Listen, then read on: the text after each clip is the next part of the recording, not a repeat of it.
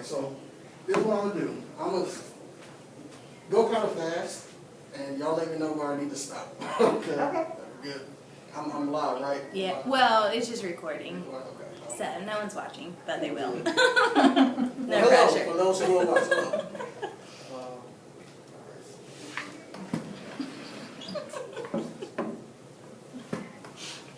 Okay, so this is just our team. Joey Henson, he's our team lead.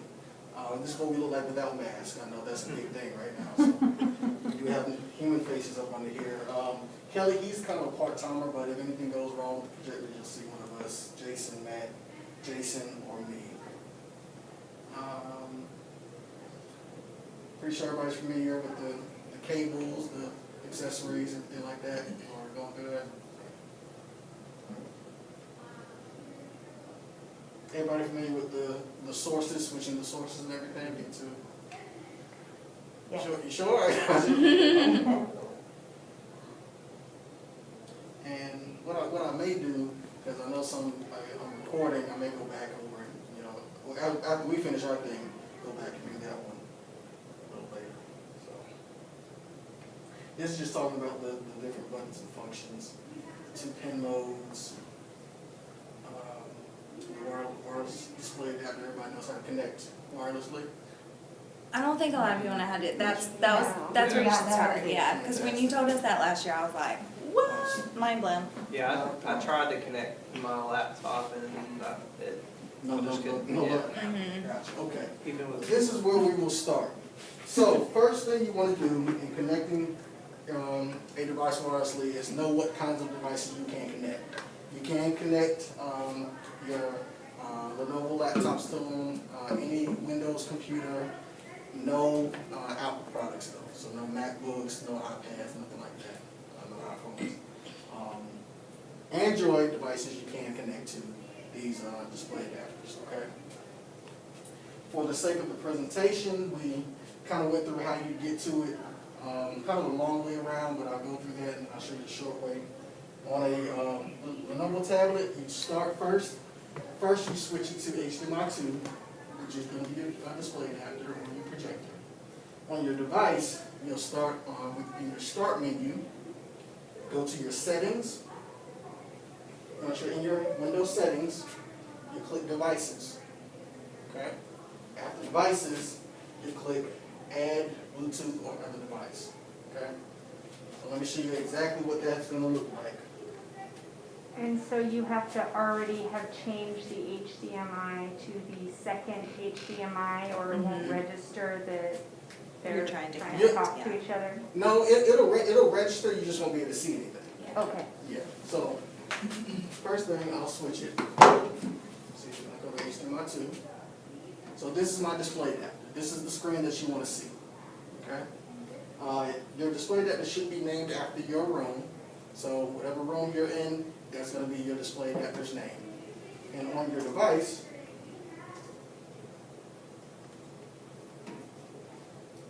that's what you are going to look for.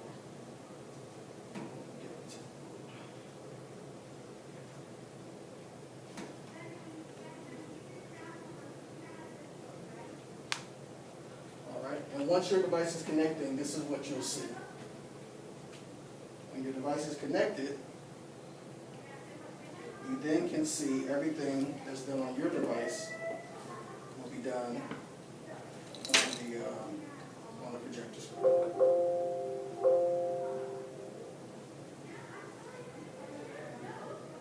And so I go to the left Action side center. menu, yeah, Yep. and click on project. Okay. That's the quick way. So Okay, let me okay. show you the reverse way to do it, okay? What you can do on your device, because again, my device is connected. Quick way to do it is you can swipe over from the left, right, and you'll see this array of buttons right here, okay? Sometimes it's expanded, sometimes it's collapsed. If it's collapsed, you want to make sure you expand it because the button you want to see is the connect button, the one all the way down in the corner. When you see that, now I see my display adapter. Okay. So I want to disconnect, and basically do the same steps to connect, okay? So start over, make sure my buttons are expanded, connect. Finds it, it's right there at the top. Let's see if I found it. See it right there at the top. And the key is making sure that you see yours, because any projector that has a display adapter that's kind of in the vicinity, in the range, your device will pick it up, and you actually can connect to someone else's display adapter, either by mistake or on purpose. I don't know. Right. Play a prank on somebody. You didn't hear that from me. Sorry. But this is how you go about connecting your device wirelessly. It does project video as well as audio. So if I'm playing a video on here,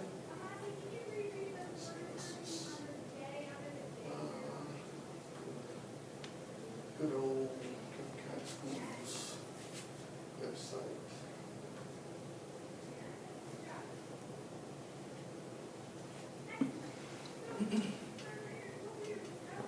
Now, if you have speakers connected to your desktop, though, they won't be activated if you're connected with that, right? Right, exactly. Yeah, when you're switched to HDMI 2, that's where the audio going to come from.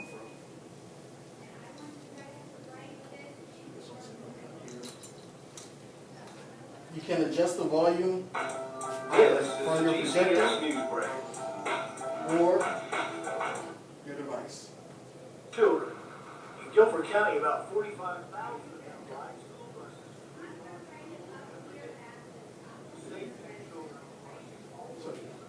So again, everything that I do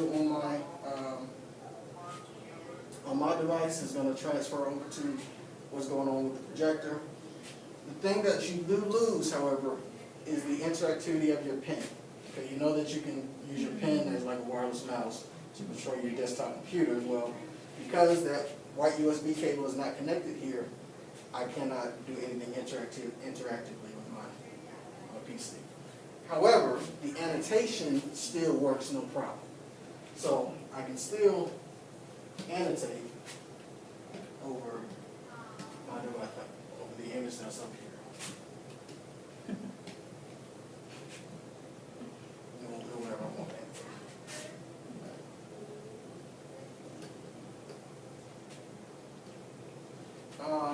Your device will stay connected as long as it doesn't go to sleep, and as long as you don't get out of range of the current display adapter and you don't turn your projector off.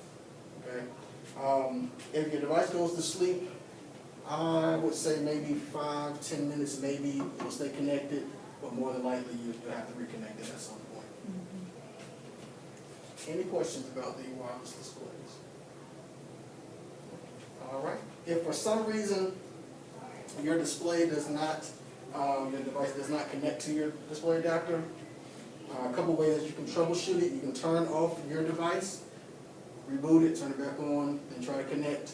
If that doesn't work, turn your projector off, turn it back on, let it reboot. If that doesn't work, call us. Call us. And we'll may have to replace it.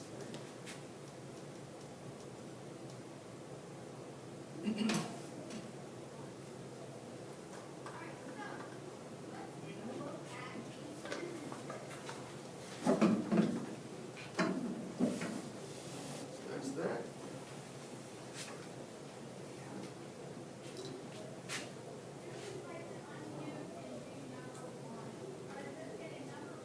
And connecting with a Android device, you basically go into your settings, go to Wi-Fi, and go to Wi-Fi Direct. Okay, that's how you get to it for your display. You don't have to like come and quick set button. Any questions about the vacuum camera? Just how to change the battery. Well, the remote, we got you. As of right now, the document cameras are connected physically to the ports on the wall. However, there is an option for you to be able to connect it directly to your computer, because I know what a lot of teachers are trying to do now is, you know, they try to use their document cameras while they're sharing their screens on Teams. And really the only way you can do that effectively is if the image from your document camera is actually on your PC. So I'm gonna show you real quick that is a possibility.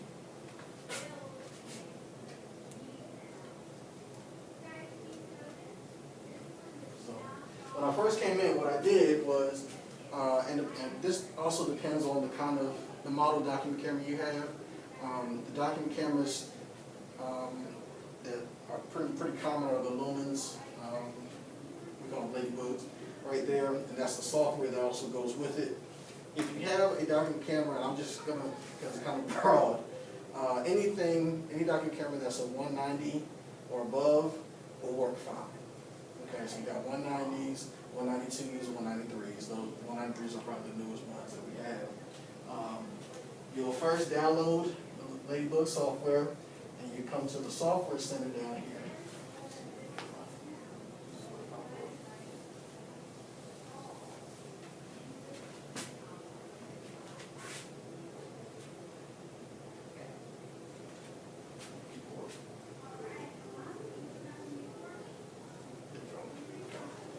Software center.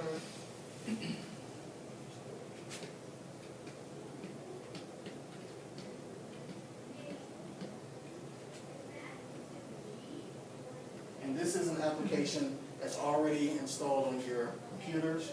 Okay. Obviously, I've already installed, but this is what you'll see when your software center first pops up. And what you're looking for is either the Ladybug 3.0, if that's for the 193s, 192s, okay, that's software you download.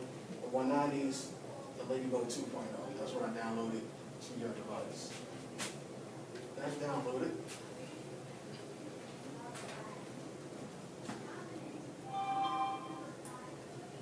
Turn the document camera on.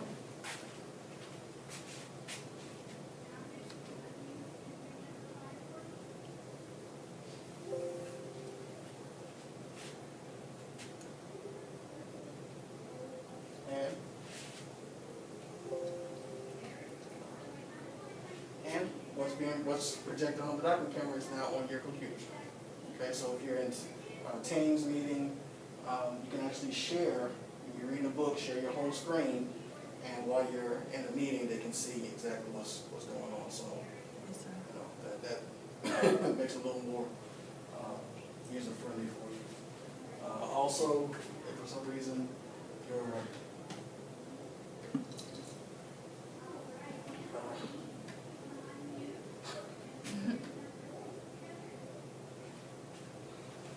it's very sensitive. If you're, Looks like me. Yeah. Like going right. if you want to annotate over your, Yeah. you can use the tools that are already up there from the actual pen, or you can use the document camera annotation tools, because you can annotate with the document camera too. That's why the software is so vital. Let me see.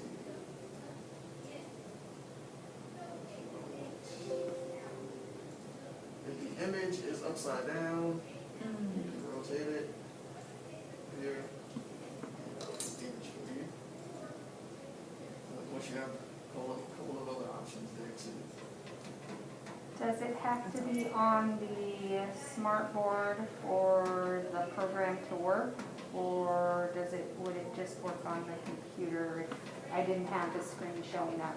Yeah, if your projector was turned off, you still have it on your computer. Because it's an actual program that I downloaded to the computer. Got it. It's just, everything is just shown on the projector. So you do have that option. And if that's something that you want to do with your document camera, you would just have your media specialist put in a ticket, and we come out and get up for you. I mean, there's a way that you can just see what you're anxious as others about it. All right. So last part, mention the fancy stuff that we're going to get to. They wanted the projectors is the interactive tool software, okay? And I'll spend more time with this since everybody's pretty well versed with the basic stuff. The software is a way for you to kind of expand the innate capabilities of the annotation tools of the projector. Okay, you have built-in annotation capabilities, but this is an actual separate program that we download to the computer that just kind of enhances that. Okay, something you don't have to use, but it has several features on it that can make it, very useful for whatever you want to do. So the way that you get to it is you first go to your start menu on your computer, look for your Epson Projector folder under your programs, and then click on the Easy Interactive Tools program. Okay, this is the splash menu or start menu that pops up, and I'll show you exactly what that looks like right here. But you can do a couple different things from that start menu. So we'll go here, programs, for my Epson Projector folder, Easy Interactive Tools. I've already opened it, it's right here. Let me just do it again.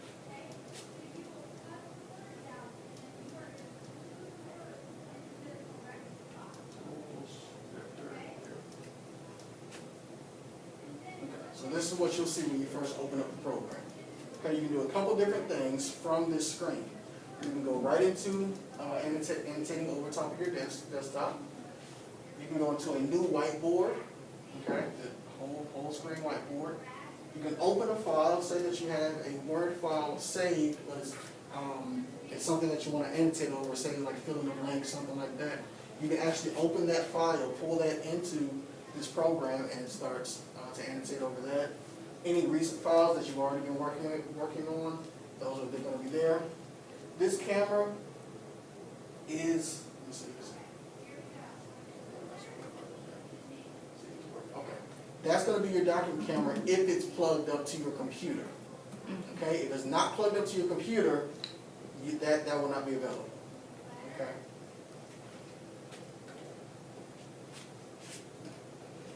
All right, and of course you have your web browser right here. You can go right into whatever your home web browser is. This is Edge. I hate Edge. Y'all like Edge? Nope. Chrome all the way. Nope, Chrome.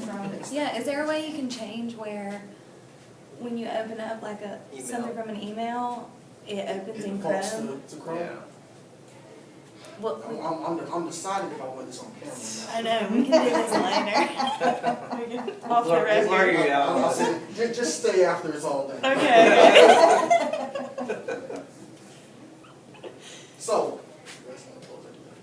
So those are your options that you can go to from your splash right, okay? All of these. So say I want to start annotating directly over my desktop. With that, I have my toolbar on that side, okay? Now this toolbar is very similar to the built-in annotation toolbar that comes with the projector, okay? Pretty much everything from the eraser all the way up to this pen right here are pretty much the same, okay? You do get a different array of colors, few more colors that you can turn into your highlighter, as well as your pen. You get the same colors for your pen. But where it changes is right here. With the program, with the tools that we have right here, the Interactive Tools program, you get a select tool, you get shapes, and you get a text box that you can draw. Okay? So say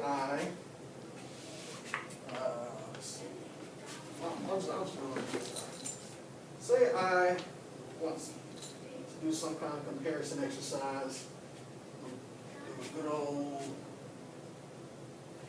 Venn diagram. So I'm going on shapes, just like I did, select what shape I want, color, and then I can draw it. Now if you're like me, even with a protractor for some reason, I cannot draw two perfect circles the same size. So I'm going to click on my select tool, select my object, And notice I have a drop down arrow right here. I get some options right here that will help me. I'm going to duplicate this. That has made my life so much easier. And now I have 2 perfect circles. Okay.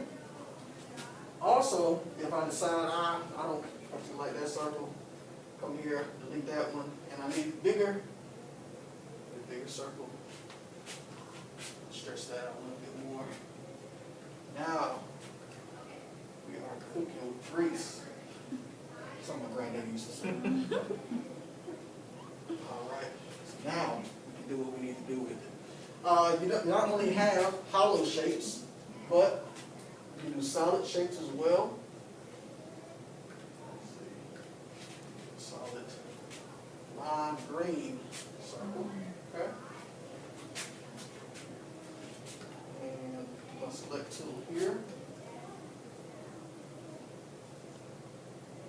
Okay. Have a couple triangles. One triangle.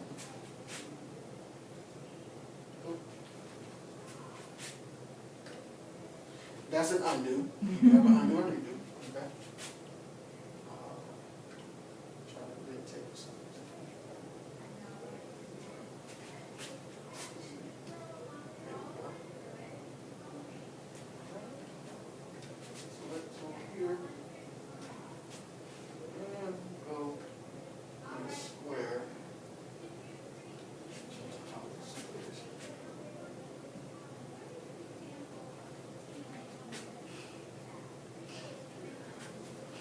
And of course, if I want to just do regular annotations, I can do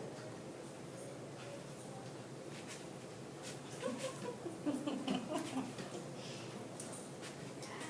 Voila. This is the extent of my art ability, so I need help. But you do have the option to do all of these things, okay? Now say that I want to, of course, copy this, utilize it for something else. Do that. Copy. Okay. And it's basically sitting on a clipboard in this program. So just like, imagine if you were in Word or Excel, same thing, you highlight, copy it, it's just on a clipboard waiting for you to paste it. I'm going to go to my whiteboard. Okay, you do get two toolbars right here. On my whiteboard. Now, I have fresh whiteboard.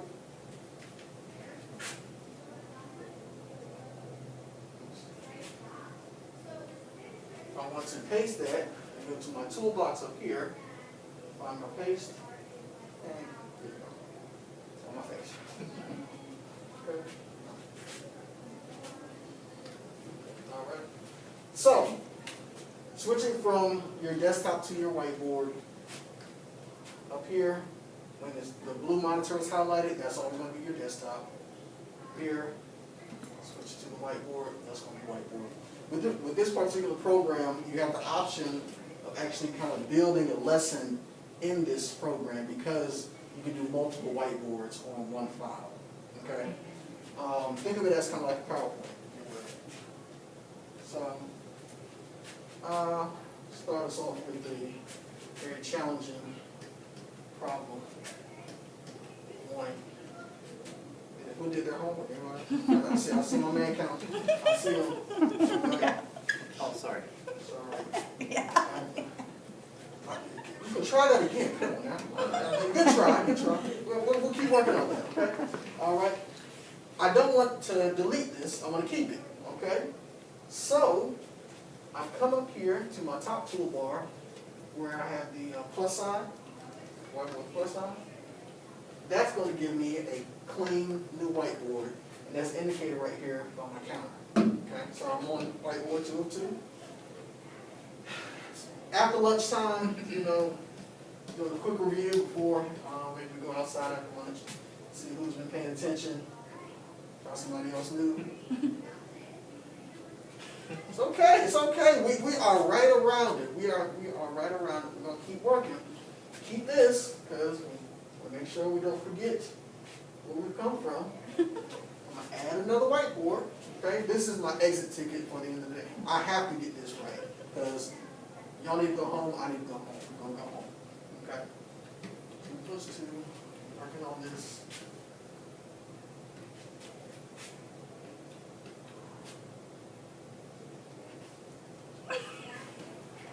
Yes, yes, yes, we got it. All right, everybody, listen.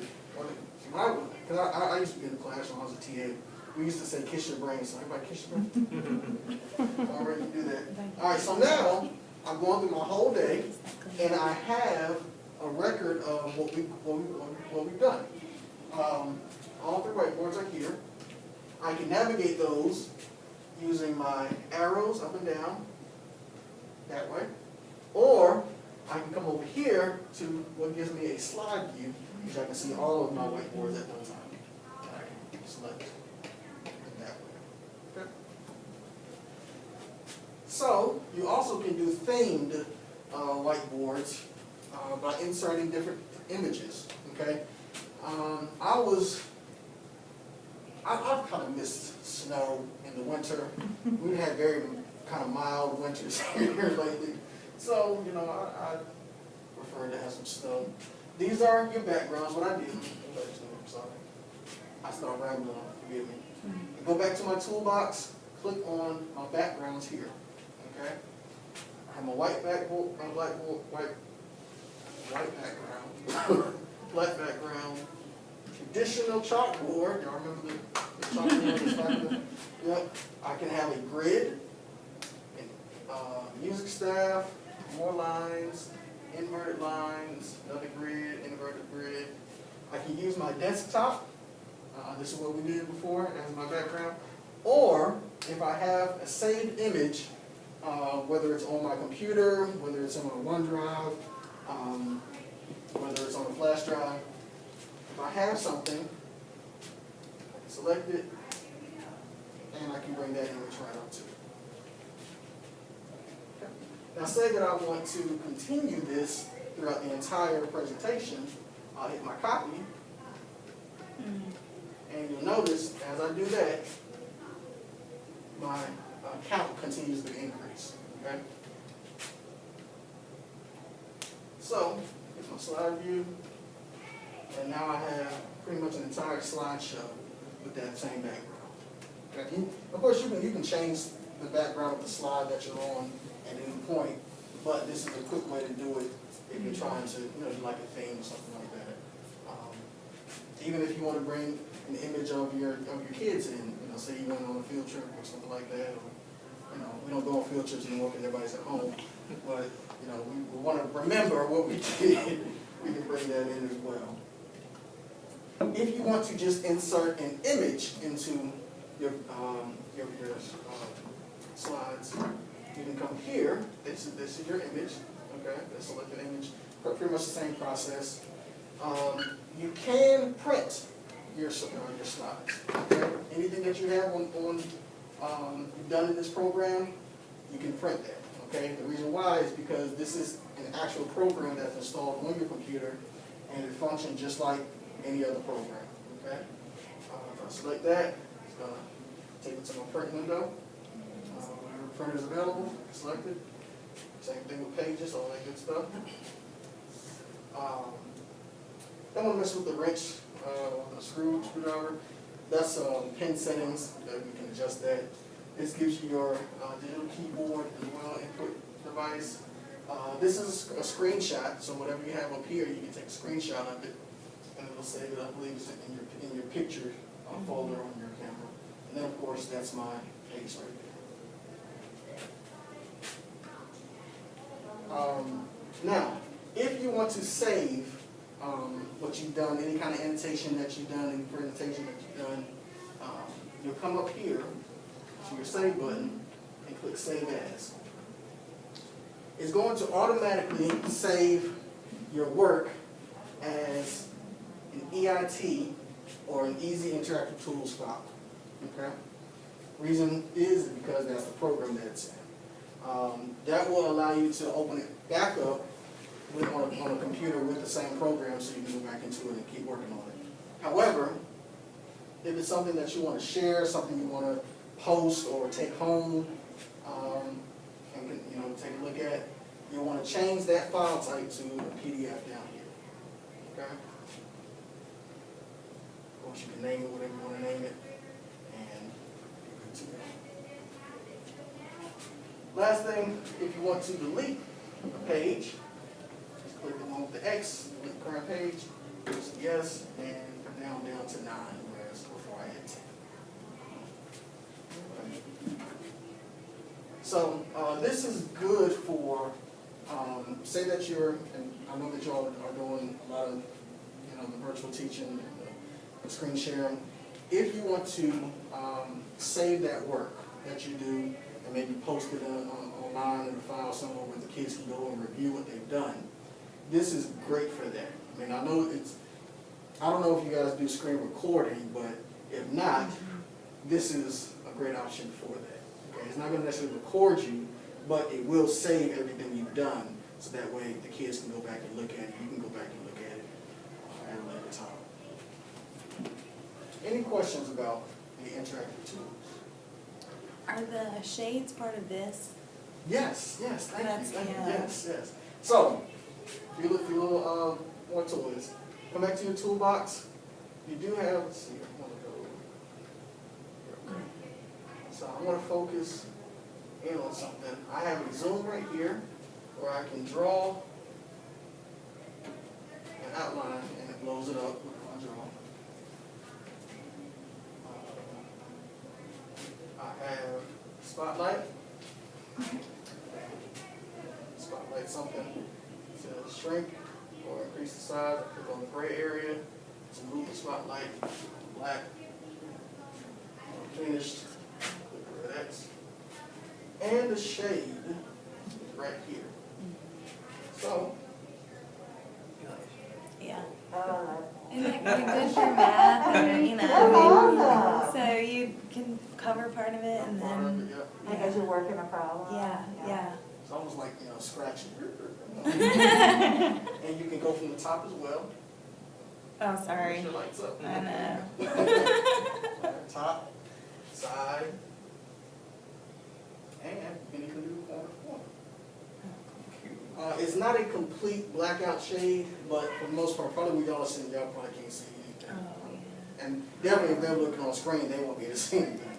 So that is available too. So yeah, that's found in the toolbox right here. That's right above the backgrounds and the imaging. So, any more questions about the tools? Yeah, Ms. Baker, just remember that, because I know I'm going to be calling you. So I'm going to exit us out. It's always going to ask you, do you want to save your annotations? Yes or no? Yes or no? And get out of the program.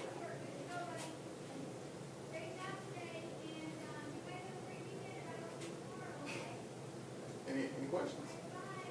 All right. Perfect. Well, like I said, just let us know if if you want the document cameras connected to your main computer. Okay, because again, that is something we can do for you.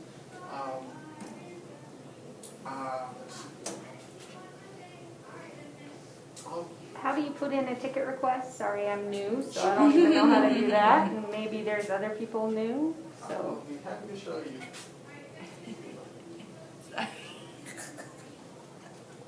The little spaceman is like, no. It's just a scotch tape. It's out You on the can, camera.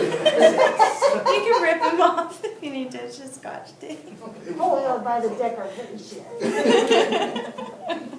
So, let's see. This is invasion of privacy. Girl, what you been searching? Yeah, good thing it wasn't. Good thing it's not your personal laptop. Oh yeah, make sure we keep pushing. Yeah. I definitely understand that. So, if you come to the GCS homepage, you click on departments, come down to technology services, and this one really help first. Beautiful. Yeah, so So you have to log in with your credentials to. See how hidden they have it? It's so hidden. I don't have a request at this point, but I might in the future. I'm surprised we don't have to log in with Clever, okay? How do you write like you were doing instead of typing on that? Yeah. Oh, I just chose to. I'm not playing this time. I know how to do it. All right, so of course you click into your search bar, and you come right here. Now you don't have to change it back unless you just want to type. Right. But for anyone else, if you click into your search bar and you get a keyboard, then you can switch it by coming to the keyboard settings over to the right. Like that. Cool. And if you are writing something in, and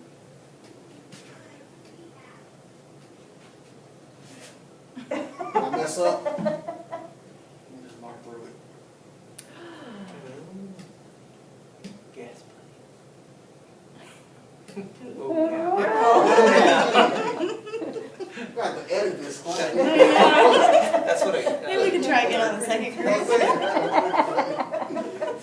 Yeah. So, but as I tell everybody whenever I do a training, play around with the features and the functions. You know, the more comfortable you are with, going to different things, using different features and things like that, of course, the better it is for you. Everybody, of course, they won't want to use the tools, but you do have that option. You see what you can do with it. Of course, you all are familiar with the main functions of the projector itself. Everybody knows how to do the split screen, all that good stuff too. Oh no. No. That's awesome. Yeah. So let me show you the split screen real quick. So on the projector, you have a split screen function, and basically it takes this great big image and splits it in two. So, yep. Okay. So what's being projected right now is my classroom computer, my classroom desktop computer, and my display adapter. Okay, those are the things that this is showing. If I were to connect my laptop to it, it will, I'll be able to see those two things. Of course, I can still interact.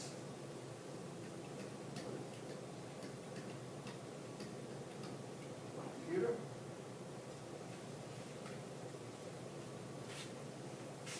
Now the thing about split screen, when you're in split screen, the only one that has the interactive function is going to be your computer on the left-hand side, okay?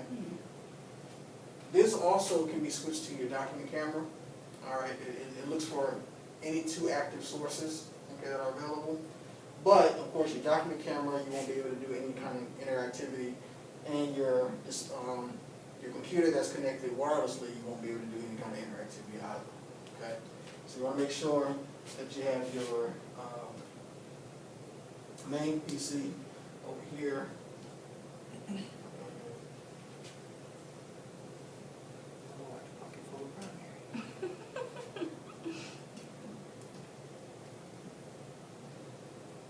of course, you can continue to interact with that. You can annotate over both sides though. Annotate on this side, annotate on this side.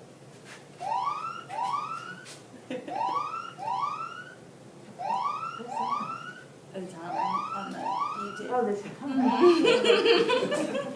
It's a very faint fire alarm. We're working on that too. So this is split screen right here. The way I got to it was using the pen and using the toolbar, the little toolbar, the button that says a 1 and a 2 on it, and I just hit switch screen.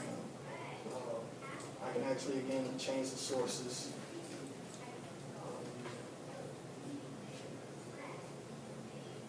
That's going to be my document camera. And I can select these sources, but nothing's going to come up and be a blue screen because nothing's connected to it. Get out of it, you see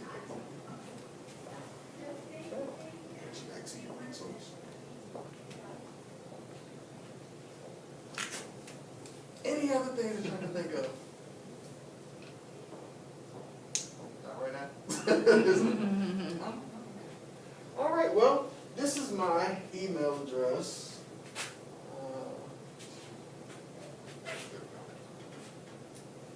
Let me do this.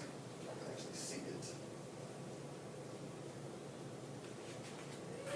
If you have any questions, please feel free. Email me. Stooks J, STUKESJ. Spelled just like Stokes, but take the O out and put a U there. At GCS. Let's see. Well, that's all I have for everybody. Thank you. Thank y'all so much. All right.